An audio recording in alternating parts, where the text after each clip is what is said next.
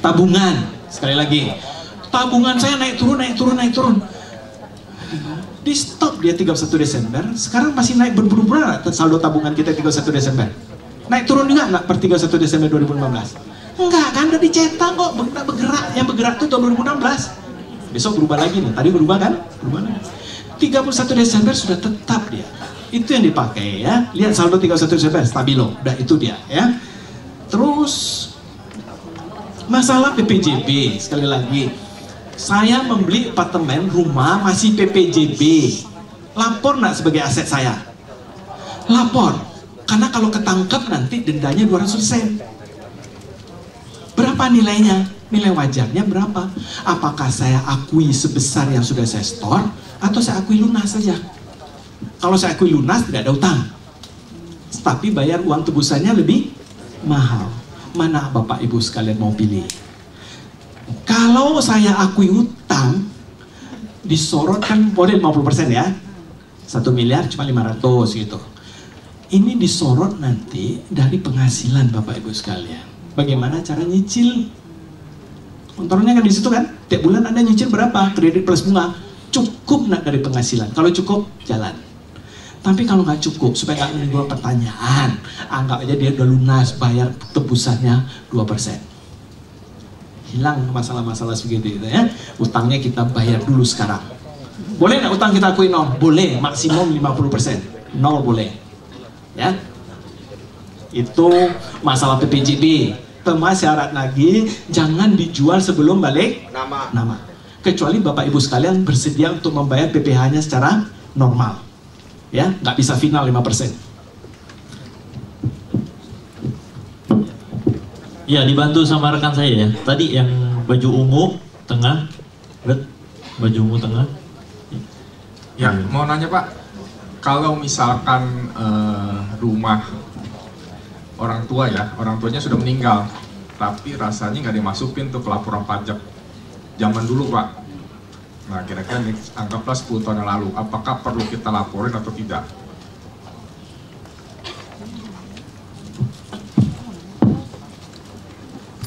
Selanjutnya di belakang ya, baju kuning ada layer hitam putih. Saya silakan, bertanya, boleh Bang punya NPWP kan 2. Selama ini laporan atas nama suami. Nah, yang punya saya udah 10 tahun nggak pernah setor, nggak pernah bayar.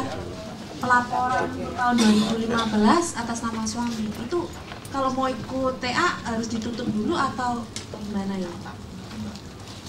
Oke, pertanyaan ketiga dulu yang pojok Ibu, nanti lanjut lagi ya. Saya ya baju kuning betul. Selamat malam Pak Sayuti. Kebetulan pertanyaan saya hampir sama dengan Ibu yang baju ungu tadi. Saya punya 2 NPWP, suami dan saya. Kebetulan saya UMKM, suami pegawai. Kemudian saya punya NPWP itu sebelum sunset policy. Waktu itu saya bikin NPWP, saya nggak masuk karena nggak masukin aset karena nggak punya aset. Kemudian ada sunset policy, suami punya NPWP, penerima gaji. Dia pegawai di perusahaan. Kemudian waktu itu kita udah punya aset, tapi atas nama saya, tapi dimasukin ke NPWP suami. Nah, berlanjut sampai sekarang saya tetap bayar NPWP, suami juga tetap bayar penghasilan, dan kita tidak ada penggabungan NPWP sampai sekarang. Pertanyaan saya adalah, untuk tax amnesty, apakah saya perlu membuat penggabungan? Kemudian otomatis aset yang sudah kita daftarkan itu akan bergabung, atau gimana solusinya? Kira-kira itu pertanyaan. 3 dulu ya.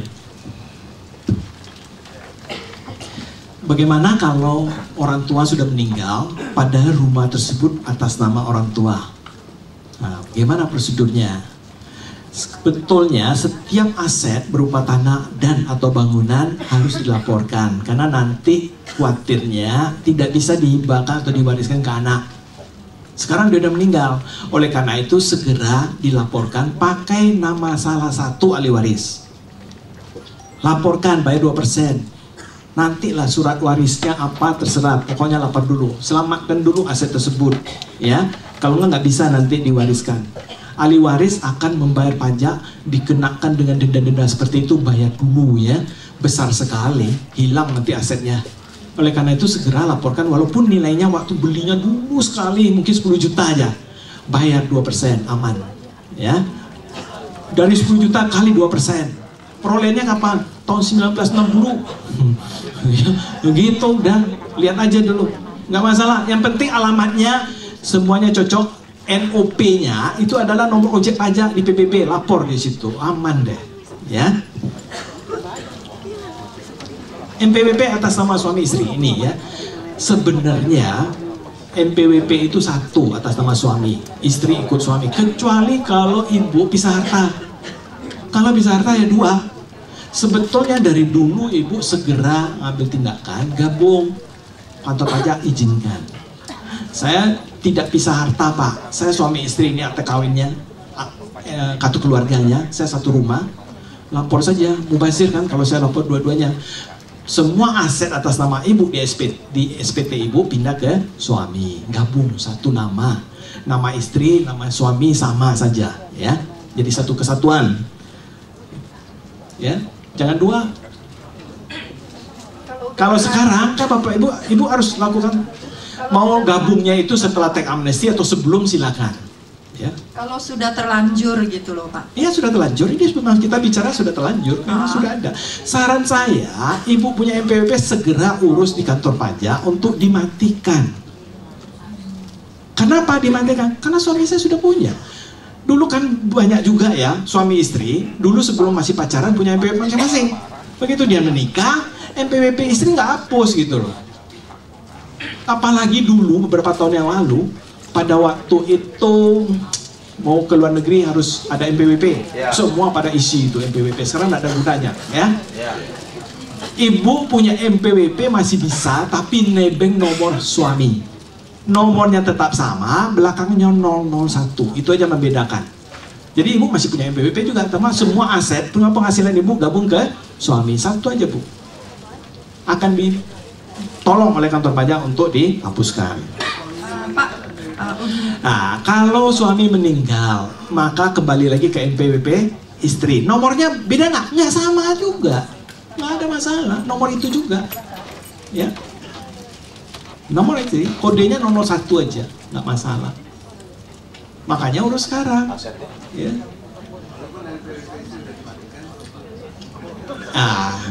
Bukan.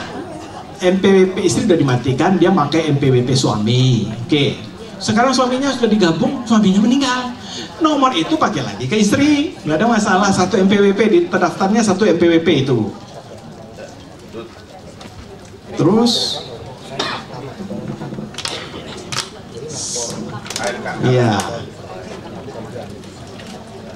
iya sama ya, dua NPWP. Saya kira sama. Oke, lanjut. Ya, cukup puas bu. Tunggu sebentar, cukup puas ya Ibu ya, sebelum dilanjutkan ya buka 3 pertanyaan lagi. Sini dulu satu sama bapak nih, udah lama tadi, sama belakang nanti ini dulu aja.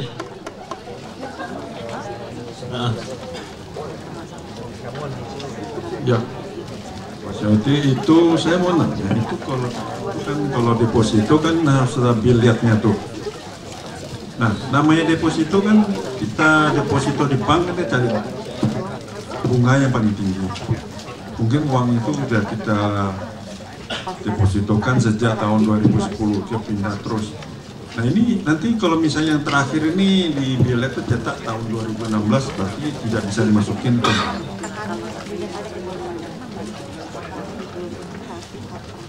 Meskipun sebenarnya dananya itu dari tahun-tahun itu. Oke, udah langsung terjawab ya. Lanjut. Tadi, jawabannya apa tadi Pak? Nggak kedengeran katanya. Oh nanti dijawab lagi ya. Oke, belakang satu, silakan. Iya, saya tadi nanya, ada tambahan sedikit yang soal orang tua meninggal dan sudah ganti nama. Saya baru tahu ternyata sudah ganti nama ke nama kami berempat. orang tua 1 sama anak 3. Nah, selama ini saya tanyakan ternyata SPT hanya dilaporkan ke 1 orang saja atas nama cici saya. Dan itu hanya dilaporkan nilai rumah 13 juta, tidak pernah berubah dari zaman dulu. Nah, apakah untuk saya sendiri, sekarang kan lapornya atas nama cici doang. Apakah saya harus lapor dengan kakak-kakak saya yang lain? Dan nilainya berarti harus dibagi proporsi atau bagaimana? Gitu.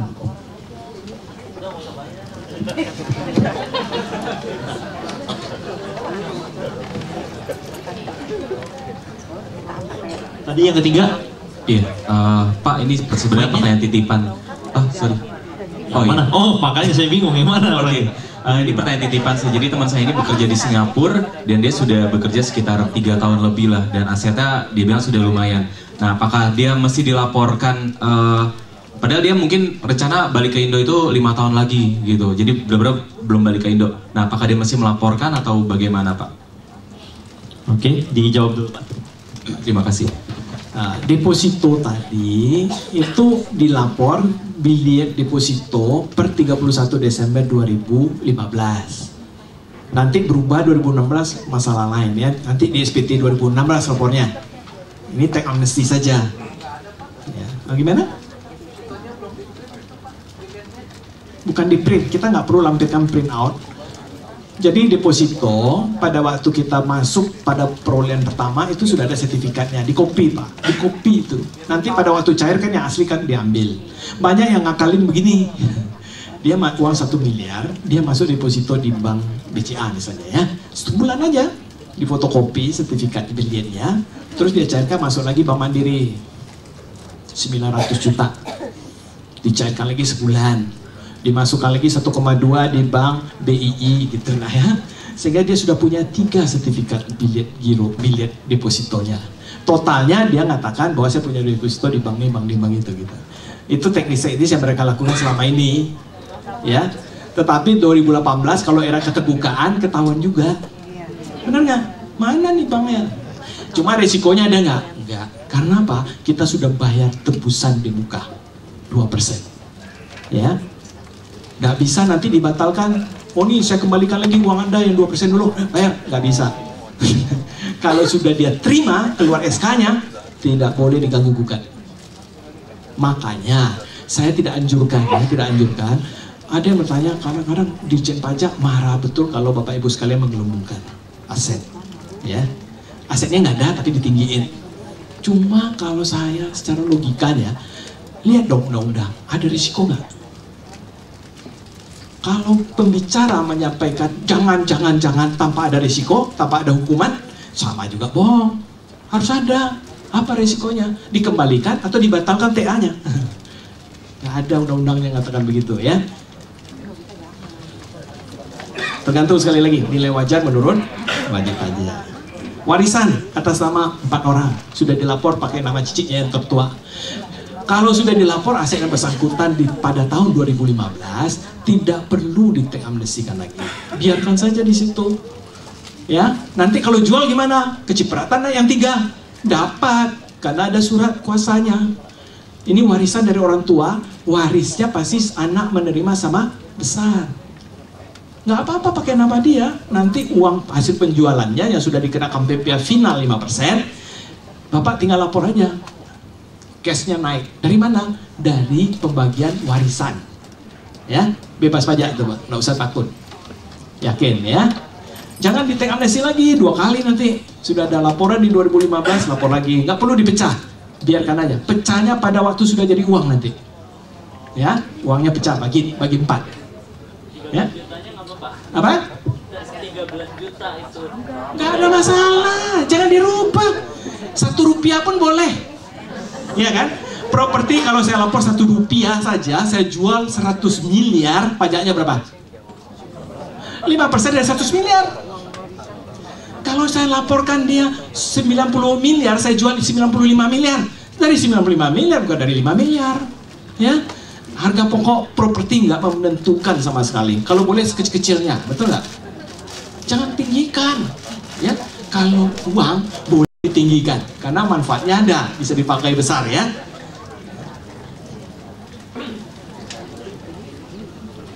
kerja di Singapura, ini juga banyak.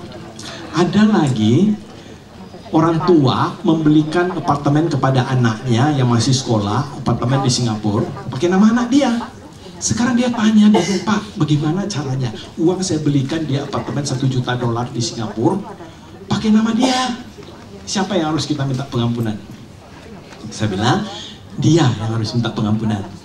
Sekarang ini urus NPWP-nya, terus laporkan properti yang bersangkutan, bayar 4%. Karena di sana, ya. Sekarang kalau dia kerja dia udah bayar pajak di situ sekian tahun, 5 tahun kerja di Singapura sudah dipotong pajak, dia beli, wajar saja dia bisa beli rumah satu, ya. Pertanyaannya, rumahnya itu kena pajak atau diperlu tax amnesty nggak? Saya sudah bayar pajak, benar, nggak salah. Tapi kenapa nggak lapor di SPT? Rumah itu ada, kalau ditanya saya sudah bayar pajak. Karena dia tidak lapor pada SPT terakhir, maka harus masuk melalui tax amnesty. Kalau nggak, rumah itu kalau diketemukan, maka resikonya berat.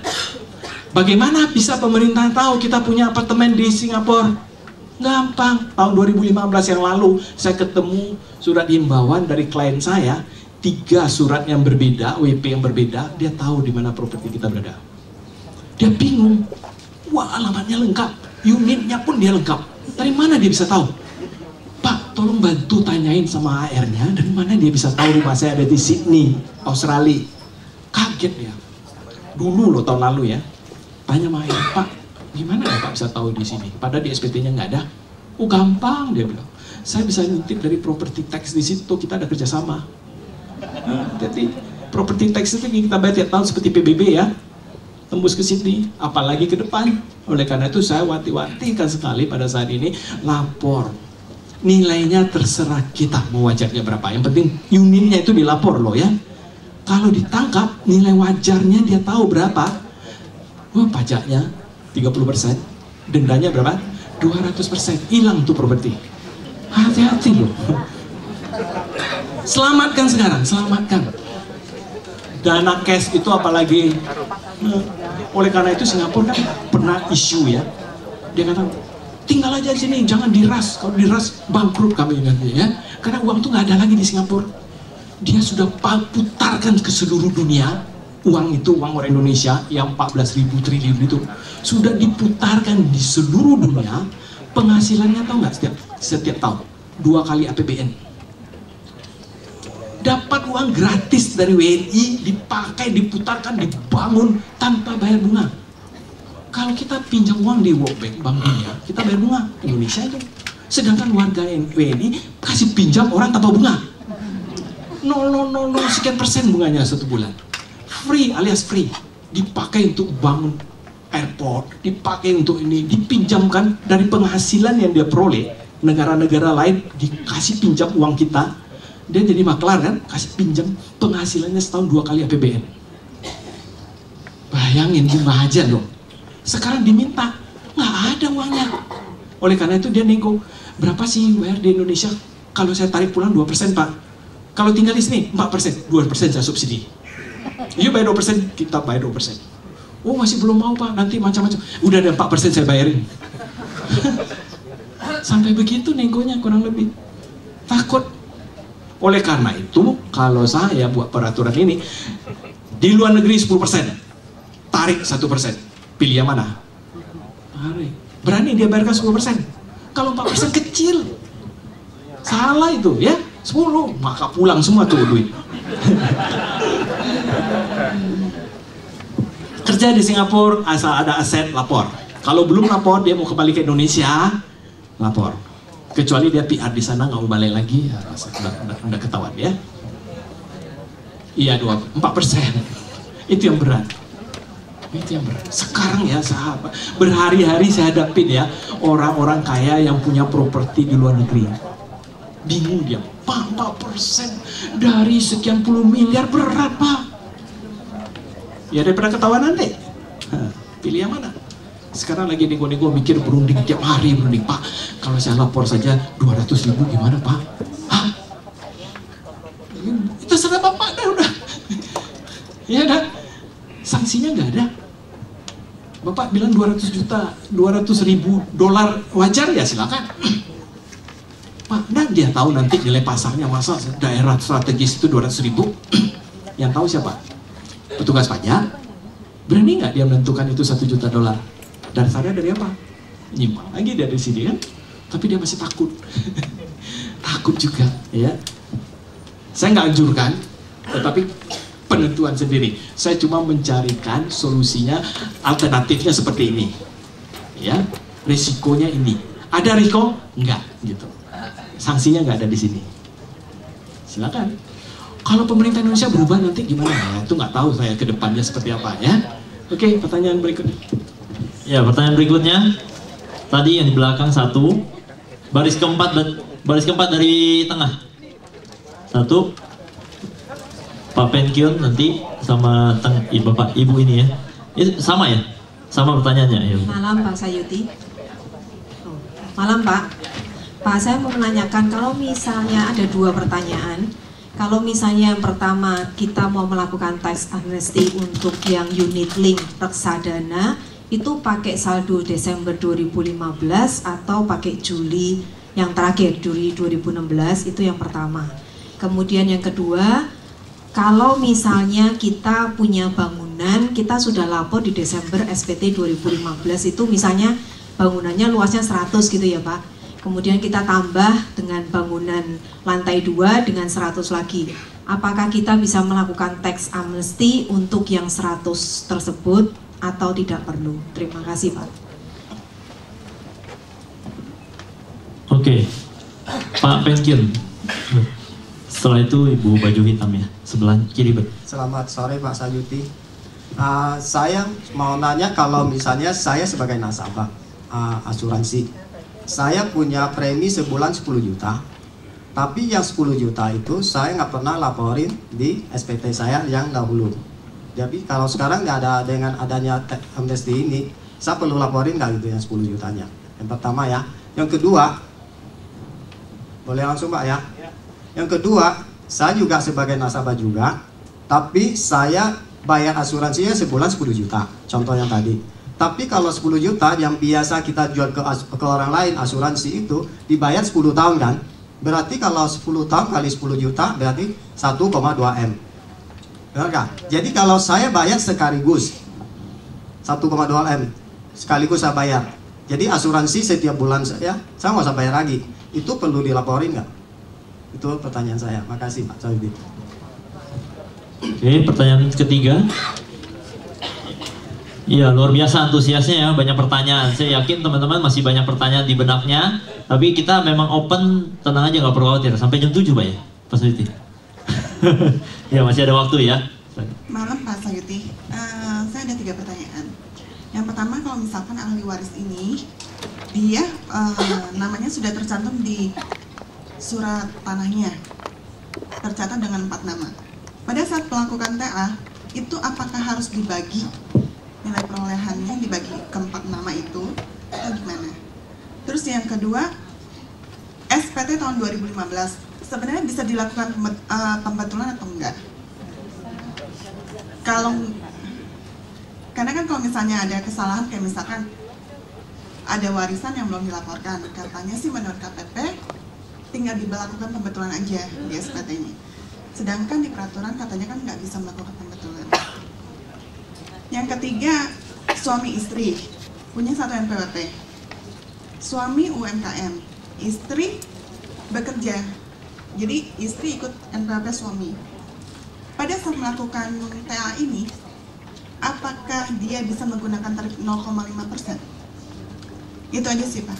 Makasih.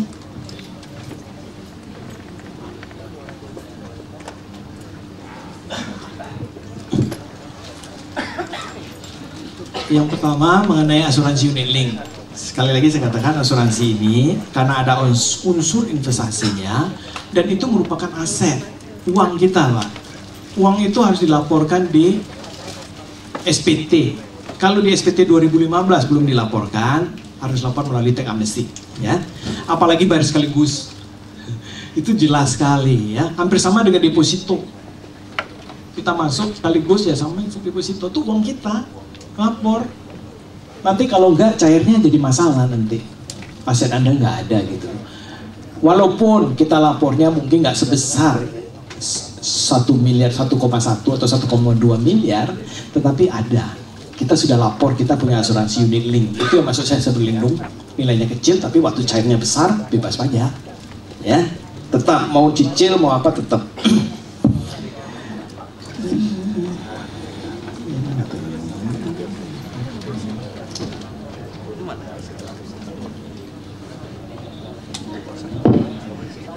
Kalau misalnya di tahun 2015 kita sudah laporkan asuransi unit link, terus di SP di tahun 2016 saya tambah lagi 100 juta. Berapa kita lapor? Ya di 1 Desember 2015 itu. Nanti yang tambah 100-nya lapor di SPT 2016 ya, penambahannya karena transaksinya di 2016. Tadi yang kedua sudah jawab yang pertama ya. Sekarang ahli waris atas nama 4 orang. Di sini harus pakai nama salah satu ahli waris seperti kasus yang pertama tadi ya. Laporkan. Sudah. Harus lapor. Kalau belum melalui teks amnesti. Sedangkan itu wasiat orang tua itu selalu ada. Bawa aja ke notaris, nanti buat pengikatan lagi kepada saudara-saudara. Ini warisan kita punya 1/4 bagian. Lapor. Apakah perlu bagi 4 masing-masing? Nggak perlu, 1 aja cukup. Ya.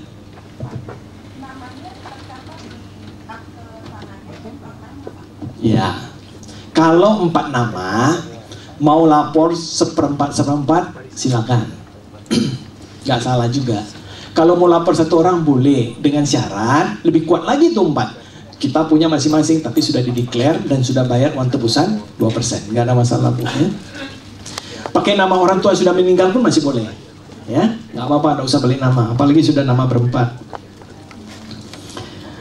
Terus SPT 2015 boleh dibetulkan? Tidak boleh sama sekali. Itu sudah saya coba melalui online. Kalau datang sendiri pasti dimarah. Sudah tahu nggak bisa pembetulan. Coba-coba online tertolak, nggak bisa, udah di lock, ya, betul-betul udah di lock. Kalau ada petugas pajak mengatakan bisa pembetulan, suruh aja dia betulin.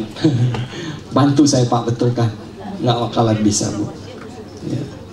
Kalau suami UMKM, istri kerja, dan digabung.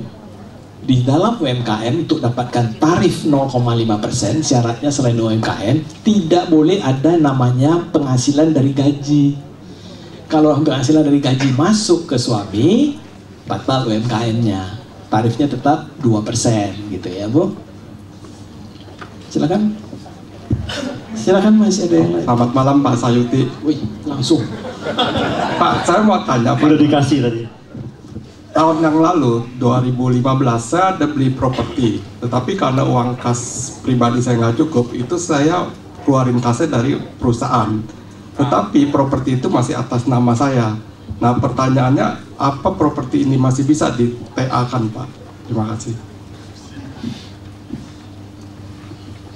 Oke, yang selanjutnya. Selamat malam Pak Sayuti.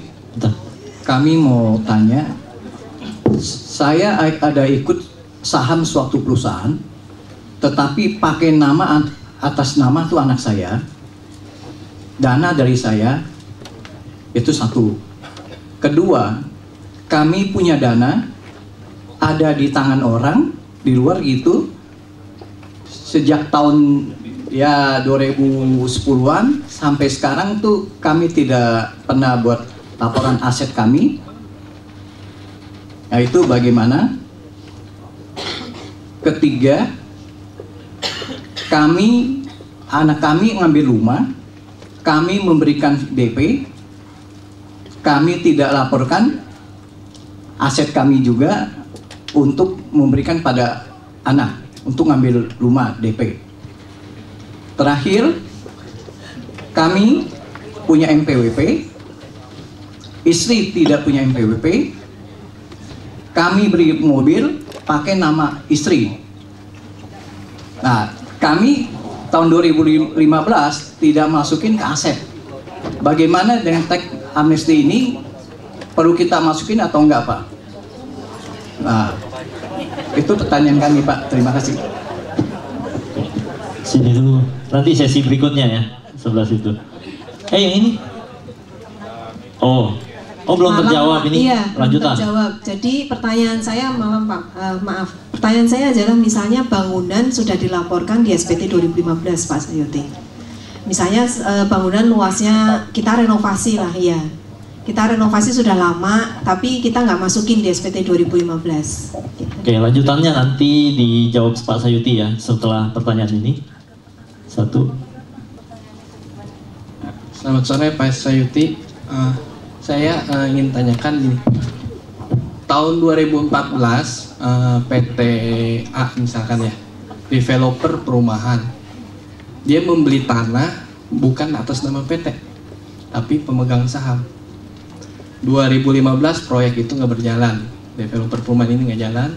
Dengar akhir Desember 2015 proyek itu batal. 2016 ini tanahnya akan dijual. Nah, pertanyaannya adalah, pertama, ikut TA atau tidak? Kedua, TA perusahaan atau TA pemegang saham?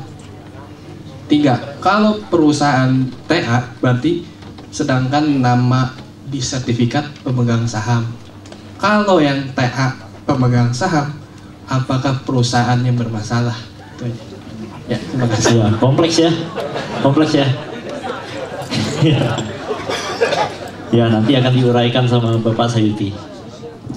Saya lanjutkan tadi, maaf ada ketinggalan masalah kita renovasi bangunan. Di 2015 kita misalnya bangunannya harganya 50 juta, kita tambah renovasi 2016 10 juta, naikkan nggak? Jadi ke 60 nggak? Nggak perlu Bu. Kecuali ya, kalau kita membangun rumah itu lebih dari 300 meter persegi, di dalam IMB-nya biasanya kena PPN atas kegiatan membangun sendiri 2%. Kalau itu sudah tertera, kita harus bayar PPN 2%, itu udah bayar, maka mau nggak mau kita harus tambahkan ke properti kita yang tahun 2015. Nah, apakah perlu rumah, kalau properti itu direnovasi sekarang nggak perlu masuk, nanti SPT 2016. Tapi kalau tidak kena PPN 2%, tidak ada yang tahu. Saya lebih cenderung tidak perlu kita meningkatkan nilai properti, karena ternyata nanti dijual tuh final, ya percuma Bu, mubazir aja. Lebih baik dipakai untuk biaya hidup. Nanti saya akan bicara soal biaya hidup. Waduh, hati-hati ya. Sebelum saya lupa, ke depan hati-hati. Apakah ada hubungannya dengan tax amnesty dengan penghasilan, pajak penghasilan saya ke depan? Nggak ada, nggak boleh. Ke depan difokuskan oleh petugas pajak adalah penghasilan yang Bapak Ibu peroleh. Dia hanya mencari ada nggak penghasilan yang diseludupkan, yang tidak dilapor. Caranya yang dilakukan adalah pembuktian terbalik, sama dengan KPK memaknai apakah seseorang korupsi atau tidak dari pembuktian terbalik. Harta 2015 yang sudah kita lakukan tax amnesty dibandingkan dengan 2016, kenaikannya berapa? Dihubungkan dengan penghasilan yang kita peroleh dan biaya hidup. Oleh karena itu hati-hati biaya hidup, jangan anggap sepele, karena itu jadi fokus sekali. Biaya hidup yang sudah saya hadapi 2015 pada waktu PMK 91, mereka bisa patok untuk Jakarta Barat itu 300 juta setahun. Padahal seorang ibu rumah tangga, janda, punya 2 anak, dia melaporkan 75 juta biaya hidupnya setahun. Dikoreksi jadi 320 juta. Sehingga dia memutuskan, memvonis bahwa ibu ini punya penghasilan yang belum dilapor. Bayangin, kalau nggak buktikan, buktinya gimana? Lihat buku tabungannya. Saya mau lihat gaji ibu benar nggak sebesar itu, penghasilan ibu benar nggak sebesar itu. Dicari pasti ketemu kan. Sampai dia datang ke rumah, dia foto garasinya, masuk rumah, difoto mobilnya, on the spot, ke lapangan langsung dia. Oleh karena itu biaya hidup ini hati-hati. Kita harus buat yang namanya cash flow. Uang kas kita awal tahun berapa, penghasilan berapa, biaya hidup berapa. Biaya hidup ini jangan diirit, hati-hati loh ya. Kalau kita punya penghasilan misalnya setahun 300 juta 300 juta setahun ya, berarti 25 juta sebulan kan? Oke. Jangan naikkan asetnya 300 juta juga. Memangnya hidup dari mana? Gak mungkin. Sudahlah, tax amnesty ini naikkan aset sekarang bayar 2%. Kedepannya kalau penghasilannya 300, habiskan saja dengan biaya hidup. Jangan ada saving lagi dah. Ya. Habisin udah. Aman. Ya, maksudnya biaya hidup itu kan dia bisa lihat ada kenaikan harta nggak dengan penghasilan 300 juta? Nggak ada. Artinya semua dipakai untuk biaya. Nah, ini hati-hati loh. Iya. Kalau nggak dipakai habis, berapa sih sisanya? Jujur aja. Mungkin nggak satu keluarga sekian, ya kan? Kalau kita yakin bahwa nggak habis, sisanya kita nambahkan juga di kas, silakan Bu. Saya nggak mau kasih batasan. Cuma dia sudah seorang kan suka PP dengan lingkungan AR yang sekitar itu, semuanya kok sama ya. Ini 360, ini 300, ini 320, ya. Seperti itu. Kalau rincian biaya hidupnya ada, yang standar dari kantor pajak, kurang lebih 56 atau 60 item. Harus diisi. Pegang kartu kredit, hiburan di luar negeri, hiburan dalam negeri, nonton bioskop, biaya HP, waduh, lengkap semua. Pusing nggak tuh? Pernah nggak kita catat itu? Nggak pernah. Disuruh isi 56 item. Kawan, sampai nonton bioskop diisi loh. Saya ngalami itu ya. Bantu orang, seorang pengusaha. Saya bilang saya nggak bisa isi Pak. Saya kasih formulirnya, Bapak isi sendiri dah. Dia sendiri bingung. Panggil karyawannya, tolong terus isi. Genapkan berapa gitu ya. Karena gajinya besar sih oke aja. Kalau biaya sama penghasilan mungkin sama, atau dia ada tambah aset di laporan? Ya nggak mungkin. Nggak mungkin ya. Gaji saya setahun 300 juta. Saya anggap biaya hidupnya 300 juta. Ada penambahan aset nggak? Nggak mungkin. Kalau ada itu dia penghasilan. Itu yang ditangkap sama pajak saya. Dia mencari itu dengan cara pembuktian terbalik. Saya katakan kenaikan aset dihitung duluan. Dia nggak mau ngejar penghasilan loh. Ingat loh. Kenapa nggak penghasilan dikejar? Karena dia tahu WP itu menggelapkan penghasilan. Yang sudah digelapkan dicari nggak ketemu. Nggak bakalan ketemu. Dia cerdik nyarinya dari kenaikan aset, dari biaya hidup. Di situ dia kejar. Nah, dia simpulkan. Hati-hati. Yang kedua yang perlu diingatkan, saya ingatkan adalah dalam kamusnya pegawai pajak. Ini kalau bisa off the record, rumusnya nggak ada istilah rugi kan? Nggak mau tahu. Sumbangan nggak laku. Kerugian piutang nggak laku.